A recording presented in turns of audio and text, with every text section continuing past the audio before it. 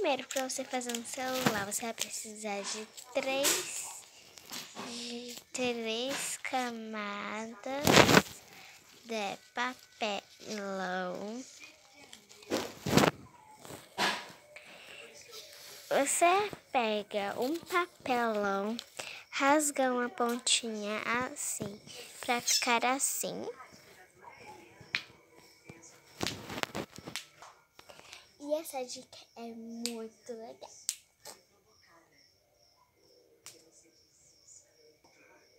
Para você vai precisar agora de uma cola, qualquer cola quente. Isso aqui você tem que ter a permissão de um adolescente ou de um adulto, ou alguém que seja responsável. Aí você cola assim em 2 camadas. Se você for fazer com cola branca assim, se você com cola quente, você vai precisar de um pouquinho só de cola branca, porque senão vai ficar desse jeito, bem difícil de colar, bem rapidinho. Só no outro dia o negócio vai ter colado. Então, por isso que é melhor com cola quente. E tudo é bem mais melhor com cola quente.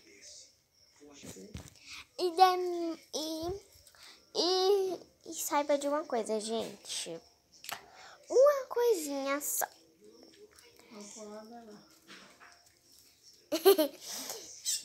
Uma coisinha só.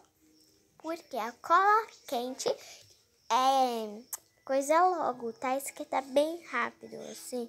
Cola é bem rápido. Então você tem que, né? Tá?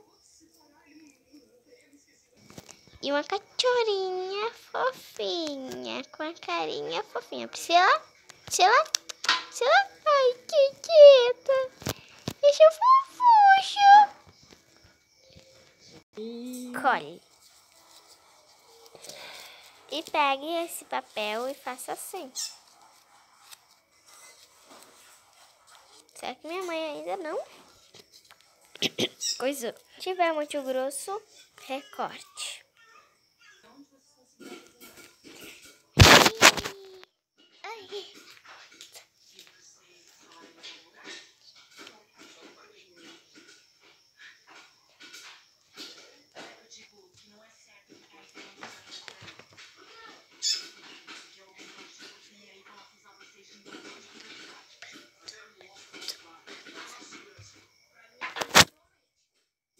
Enquanto isso, lancha.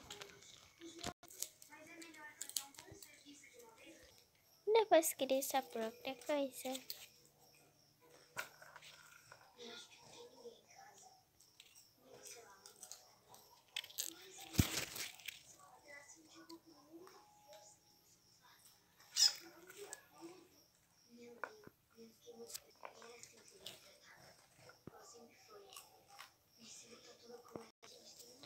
E é um iPhone.